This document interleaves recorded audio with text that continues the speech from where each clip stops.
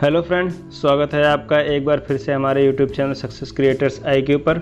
जैसा कि आप सभी लोगों को मालूम है कि बिहार का स्टेट असेंबली इलेक्शन इस साल के नवंबर में है तथा राजनीतिक गलियारों में सरगर्मी बढ़ चुकी है।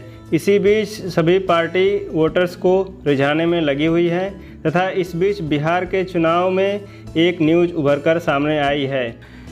बीजेपी ने अपने मैनिफेस्टो में, जो कि बृहस्पतिवार को जारी किया गया पटना में, उनके यूनियन मिनिस्टर निर्मला सीतारमण, जो कि भारत की फिनांस मिनिस्टर हैं, उन्होंने पटना में एक प्रेस कॉन्फ्रेंस के जरिए बीजेपी का मैनिफेस्टो जारी किया, जिसमें कहा गया है कि बिहार के सभी नागरिकों को ICMR अप्रूव्ड कोरोना वैक्सीन आने के बाद फ्री ऑफ कॉस्ट प्रोवाइड की जाएगी। इसका सीधा असर आपको तमिलनाडु के चुनाव में भी देखने को मिला, जहां AIADMK की गवर्नमेंट है। वहां भी रूलिंग पार्टी के द्वारा अनाउंस कर दिया गया है कि तमिलनाडु की जनता को, जिसकी पॉपुलेशन अराउंड 7.25 करोड़ है, वहां भी कोरोना वैक्सीन आने के बाद नागरिकों को फ्री ऑफ कॉस्ट प्रोवाइड की जाएगी। इन सभी चीज़ों को देख कर अपोजिशन के द्वारा पूरे देश से बयान आना शुरू हो गया है। अपोजिशन पार्टीज़ का कहना है कि ये अनाउंसमेंट बिहार के स्टेट लीडरशिप के द्वारा नहीं किया गया है, यह यूनियन मिनिस्टर निर्मला सीतारमण के द्वारा किया गया है। इसके अलावा कांग्रेस पार्टी का कहना है कि इस पैंडेमिक के समय में भारत के सभी नागरिकों को ये वैक्सीन अधिकार के तौर पर प्रोवाइड होना चाहिए, केवल एक पर्टिकुलर स्टेट को नहीं। इसके अलावा आम आदमी पार्टी का कहना है कि जो BJP गवर्न स्टेट नहीं है, क्या उनका अधिकार फ्री ऑफ कॉस्ट वैक्सीन पर नहीं है। इनफैक्ट जम्मू कश्मीर के नेशनल कॉन्फ्रेंस के उमर अब्दुल्ला साहब ने कहा है कि क्या बिहार के वैक्सीन का पैसा BJP पार्टी के ट्रेजरी से दिया जाएगा या इंडियन गवर्नमेंट के पैसे से ये प्रोवाइड किया जाएगा। यदि सरकार के पैसे से ये वैक्सीन प्रोवाइड किया जाता है तो ये केवल बिहार के लिए ही क्यों, ये तो सभी राज्य के लिए होना चाहिए। इशू यहाँ पर यह है कि अभी तक लोगों को पता ही नहीं है कि कोविड-19 वैक्सीन कब तक बनकर तैयार होगा। जनरली वैक्सीन बनने में 4 से 5 साल का समय लगता है, लेकिन कोविड-19 केस में पूरे विश्व में काफ़ी फास्ट ट्रैक पर काम हो रहा है। इस वजह से कहा जा सकता है कि वैक्सीन थोड़ा जल्दी बनकर तैयार हो जाएगा। कुछ कंपनीज का कहना है कि वैक्सीन इस साल के लास्ट तक आ जाएगा, कुछ का कहना है कि अगले साल के शुरुआत में आएगा। लेकिन अभी तक कोविड-19 की वैक्सीन के बारे में कुछ एग्जैक्ट पता लगाना बहुत मुश्किल है। इन सबके बीच हेल्थ मिनिस्ट्री का कहना है कि ये आपको खुद से वैक्सीन के प्रोक्योरमेंट की आवश्यकता नहीं है, ये सब केंद्र सरकार की जिम्मेदारी है, प्रोक्योरमेंट, डिस्ट्रीब्यूशन और उपलब्धता की। और ये एक बहुत बड़ी बात है।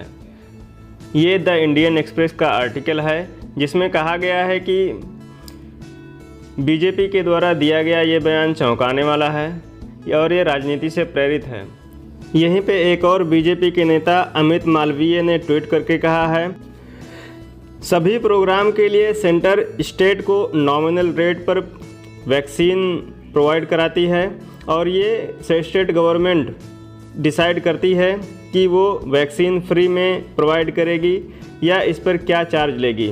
और यहाँ बिहार BJP ने बिहार में वैक्सीन फ्री में प्रोवाइड कराने की बात कही है। यहाँ पर एक्सपर्ट का कहना है कि सेंटर अपने नेशनल हेल्थ मिशन के अपने flagship universal immunisation programme UIP के तहत फ्री में वैक्सीन एश्योर कर सकती है और इसे बाद में सभी लोगों के लिए उपलब्ध करा सकती है। UIP सेंट्रल गवर्नमेंट के द्वारा फुल्ली फंडेड होता है, जिसमें करंटली फ्री वैक्सीन चिल्ड्रंस के लिए, जो लगभग 2.67 करोड़ न्यूबॉर्न इंक्लूडेड, तथा 2.9 करोड़ प्रेग्नेंट वुमेन्स को हर साल प्रोवाइड किया जाता है। अभी वर्तमान में UIP के तहत भारत में केंद्र सरकार द्वारा 9 तरह की बीमारियों के लिए वैक्सीन प्रोवाइड कराई जाती है, जिसे आप स्क्रीन पर देख सकते हैं। अगर हम दूसरे कोरोना वायरस के सेंटर की पॉलिसी के बारे में बात करें तो इसके लिए सेंटर ने एक कमेटी बनाई है कि किस तरह से आगे काम किया जाए, लेकिन ये अभी अंडरवे है, अभी तक फाइनलाइज नहीं हुआ है।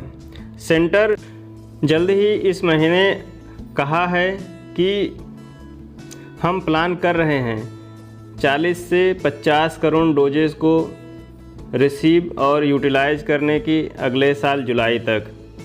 इसलिए सेंट्रल गवर्नमेंट ने सभी स्टेट्स को कहा है कि आप एक प्रायोरिटी लिस्ट बनाइए जिसमें health workers, front line workers, बच्चे, बूढ़े और प्रेग्नेंट लेडीज़ हैं जिन्हें ज़्यादा आवश्यकता है वैक्सीन की।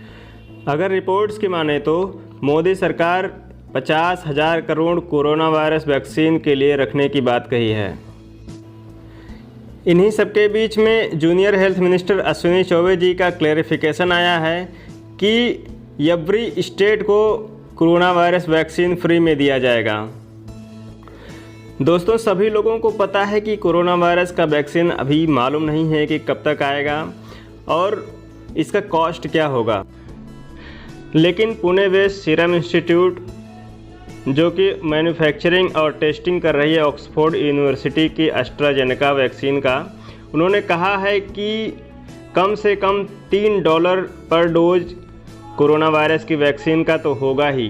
अब इसके बारे में देखा जाए तो कोरोना वायरस की वैक्सीन का प्रोक्योरमेंट, ट्रांसपोर्टेशन, उसे लोगों तक पहुंचाने और लगाने तक अगर कुल देखा जाए तो रफली $6 से $7 पर डोज का कॉस्ट पड़ ही जाएगा। दोस्तों, ये जो सब फ्री में वैक्सीन देने की बात भारत में कही जा रही है, उसका ग्लोबल इम्पैक्ट क्या आएगा इसके बारे में जानते हैं। दोस्तों, अभी हाल ही में WHO ने सपोर्ट किया है, जो भारत और साउथ अफ्रीका ने WTO मीटिंग में प्रपोजल रखा था कि अगेंस्ट नेशनलिज्म। उन्होंने कहा था कि इस कोविड-19 के समय में जो ट्रेड रिलेटेड इंटेलेक्चुअल प्रॉपर्टीज होते हैं उसे हटाने की बात कही थी। यदि नहीं हटाया जाता है तो कहीं ना कहीं वैक्सीन के कॉस्ट और प्रोडक्शन पर इसका असर पड़ेगा।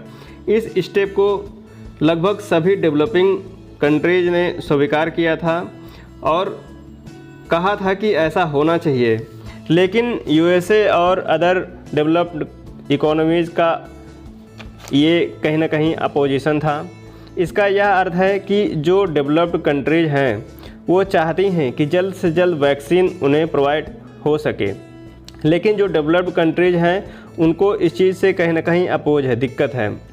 अब यदि भारत के अंदर इस प्रकार के बयान देने, पर्टिकुलर एक स्टेट में फ्री वैक्सीन देने की बात कही जाएगी तो इसका ग्लोबल इम्पैक्ट बहुत बड़ा पड़ेगा।